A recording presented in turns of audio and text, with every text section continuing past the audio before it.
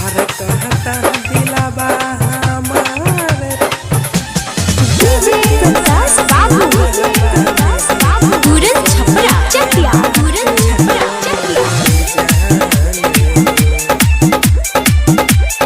जय मां Saraswati recording studio सिसवा। चूड़ी बेचे आइल बानी बन के चूड़ी हरबा खोजतानी के ने बारे पगल के घरबा।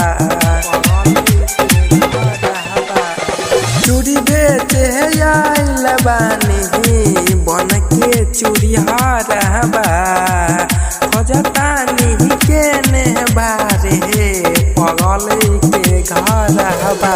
मनवा के मिलही नहीं यहाँ राम हो धर कहता दिलबा हमार लगता ससुरबा में खुश नहीं के बाटे हमरे जान हो। धर कहता दिलबा हमार जाके ससुरबा में खुश नहीं के बाटे हमरे जान हो। धर डीजे प्रकाश बाबू पूरन छपरा चकिया पूरन छपरा चकिया।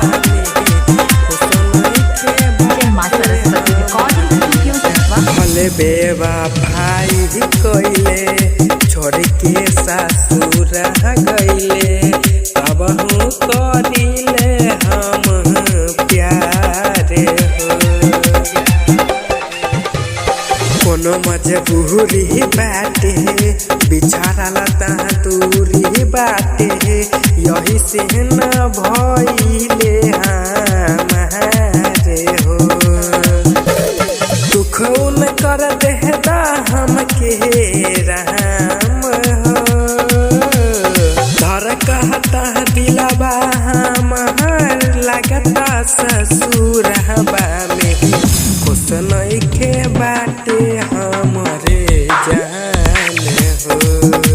धर कहता दिलबा हमार जाके ससुरबा में धर कहता दिलबा हमार। Mix by Sumit Sangam. DJ Prakash Babu Puran Chhapra चकिया पूरन छपरा चकिया। जय मां सरस्वती रिकॉर्डिंग स्टूडियो सिसवा। रहे डरा नरेंद्र लक्ष्मण सिहले कहरे जहबा के दिहले न दोष बाकी जहान के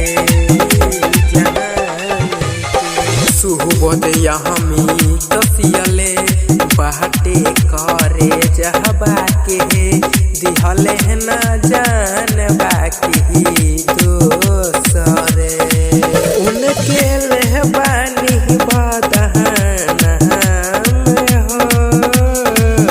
धर कहता दिलबा हमार लगता ससुरबा में खुश नहीं के बाटे हमरे जान हो। धर कहता दिलबा हमार जाके ससुरबा में। जय मां सरस्वती रिकॉर्डिंग स्टूडियो सिसवा।